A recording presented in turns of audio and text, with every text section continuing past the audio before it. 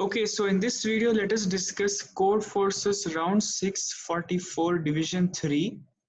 Let us look at the first question. Find the minimum area of a square land on which you can place two identical rectangular A cross B houses. The sides of the houses should be parallel to the sides of the desired square land. So what do we have to basically do? You are given two identical rectangles with side lengths A and B. Both are positive integers. Find the square of minimum area that contains both the given rectangles. So we are supposed to find a square of the area. Sorry, we have to find a minimum area of a square which contains both rectangles of sizes A cross B. So this is one kind of, let us actually look at the examples only. For example, if A is 3 and B is 2, that means we have an area of 6. And we have two such rectangles. So answer for that is 16. We need a square of side length 4. Let us look at the first example. Suppose I have a rectangle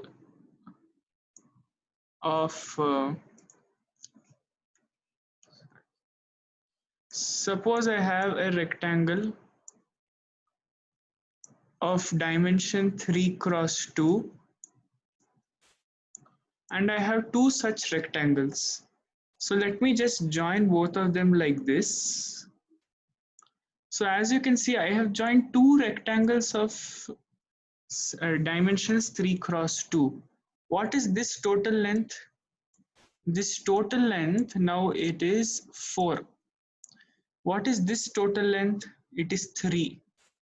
How can I make a square? Can I make a square of total length 4? Yes, I can. I hope you understood what I did.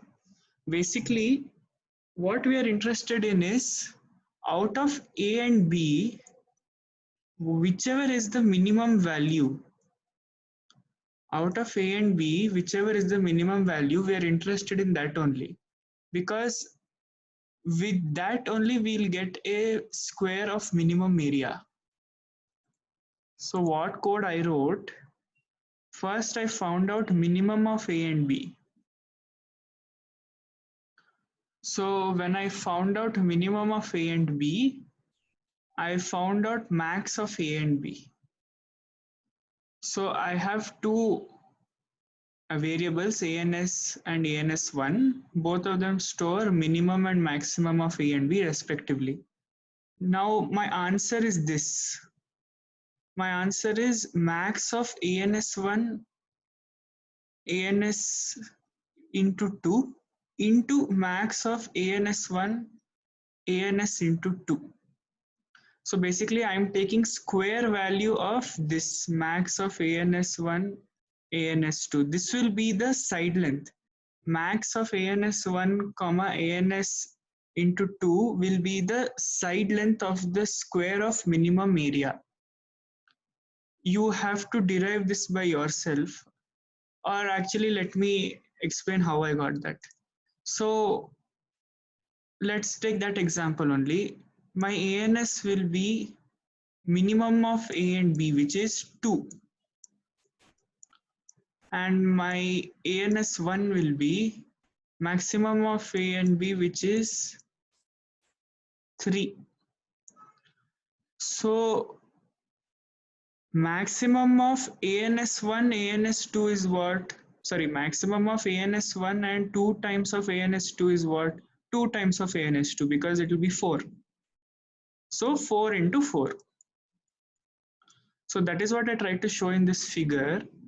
I am interested in finding minimum and I will double it, and that value, whatever value I get, I will compare with max of A and B, and whatever is the maximum out of those two, that will be the side length of the square. So I'll just show that code again. The side length of the square of minimum area will be max of 2 times minimum of A and B and max of A and B. Just pause the video, try to read and understand this, take a pen and paper, and you will be able to get it. I think most of you would have solved it, but if you have not, it was easy only and you can understand. So that was the first one.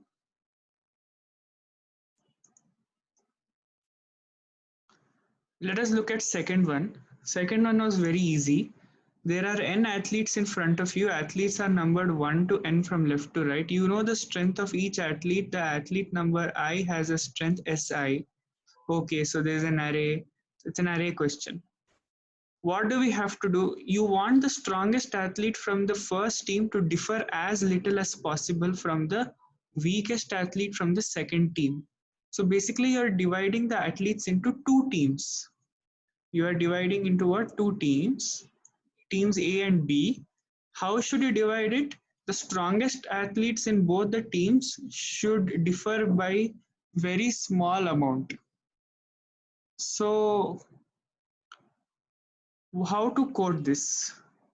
If we have to code, we'll have to first find, we can actually first sort the array, and then we can find the absolute differences of adjacent elements, because adjacent elements will be the absolute difference of adjacent elements only gives us the minimum value. So you can do that also. It will run in O n time. I just used O of n square because n is very small. So what did I do? I took a variable minimum, and I'm just trying to find in the given array S, which are the two elements who have minimum absolute difference. Those two arrays only will be giving me the answer. Those two arrays only will be giving what? Those two arrays only will be giving the answer. So you can sort the array also. I was trying to do that only. I mean, I wanted to do that, but then I just thought, okay, let me just do this. So you can do that also. Sorting the array will be a better option over here. And I think I should have done that only. But this O of n square solution is also correct. Just find the minimum absolute difference between any two elements. So that was problem B. Now let us look at problem C. We call two numbers x and y similar if they have the same parity. Okay, parity means remainder is same. Or if x minus y mod is 1. Okay. For example, in each of the pairs 2, 6, 4, 3, 11, 7, the numbers are similar to each other. Why are they similar? See, 2, 6, both are even. 4, 3, parity is different, but this condition is satisfied.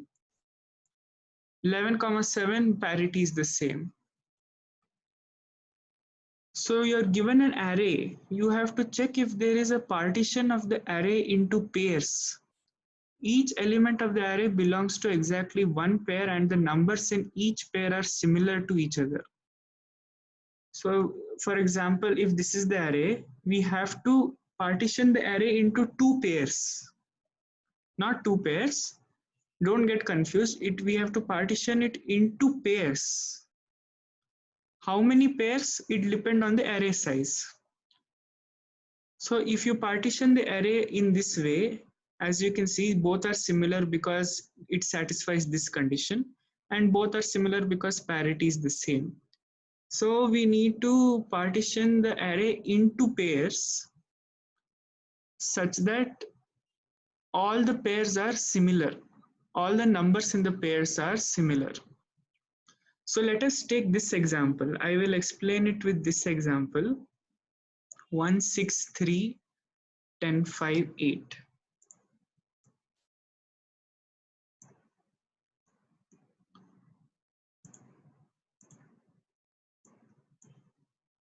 So if the array is 1, 6, 3, 10, 5, 8, how can I make pair? See, how many odd numbers are there? 3 odd numbers are there. 1, 3, 5. How many even numbers are there? There are 3 even numbers, 6, 8, and 10. 6, 8, and 10. So now I can club 1 and 3 as a pair because they have same parity. I can club 6 and 8 also as a pair, they have same parity. But 5 and 10 will be left out. So this kind of pairing is wrong. Instead of pairing 6 and 8, I will pair 10 and 6. Sorry, 10 and 8. See, 10 and 8 have the same parity, 1 and 3 have the same parity. Why is 5 and 6 a pair? Because absolute difference of 5 and 6 is 1. So we can pair them. So what is the conclusion out of this example? Like if we count number of odd numbers and number of even numbers, suppose C1 represents count of odd numbers, C2 represents count of even numbers. If C1 and C2 both are even, that means we can easily make pairs. I hope you understood. If both C1 and C2 are even, that is count of odd numbers and even numbers is even, we can easily make pairs. If one of them is odd, one of them is even, for example, if this 6 was not there, so count of odd numbers is even, sorry, count of odd numbers is odd, count of even numbers is even. There is no way to make partition into pairs such that all the elements belong to a pair and the numbers are similar to each other. So when the count of odd numbers, that is C1 is odd and C2 count of even numbers is even, there is no answer. Similarly, when count of odd numbers is even and count of even numbers is odd, there is no answer. Count of both odd and even numbers is even, then yes, there is an answer. But if count of both the numbers are odd, both the numbers, that is count of odd numbers is odd, count of even numbers is also odd. Like in this case, see, number of even numbers is 3, number of odd numbers is 3. 3 is odd. So in that case, what to do? That case we have to find this. If there exists a pair such that the absolute difference is 1, then yes. So that is what I wanted to tell you, and that's what I've done here. First, I have found out count of even numbers, count of odd numbers. When I'm inputting the array elements only, I did this. And this is just a separate case when n equal to 2. When n equal to 2, you can manually do, na? You just brute force that, just type the if else conditions. I think for n equal to 2, it won't be a problem. So when n is not 2, as I told, if count of even numbers is even and count of odd numbers is odd, there is no answer. Similarly, count of even numbers is odd and count of odd numbers is even, there is no answer. If count of both odd and even numbers is even, then yes, there is an answer.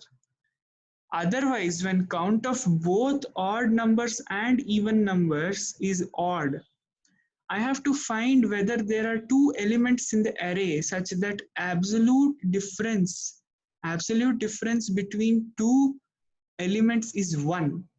If there is such an element, then yes, print yes. If there is no element, print no.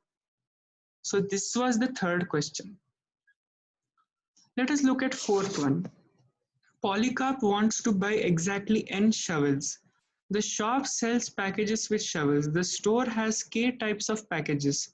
The package of the ith type consists of exactly I shovels. The store has an infinite number of packages of each type. Polycarp wants to choose one type of package and buy several packages of this type. What is the smallest number of packages Polycarp will have to buy to get exactly n shovels? So if n is 8 and k is 7, that means Polycarp has packages from 1 to 7, and each package has correspondingly that many number of shovels. So Polycarp can buy 2 packages of 4 shovels. So there is a package which has 4 shovels. He can buy 2 such packages because 2 into 4 is 8. So we need to find a minimum number of packages that he needs to buy. He will exactly get n shovels out of all these packages, and sizes of all the packages will remain the same. So actually this question, if you observe the input, it will become easy for you. When k is greater than n, when k is greater than n, we just have to check if when k is greater than n, the answer will directly be 1.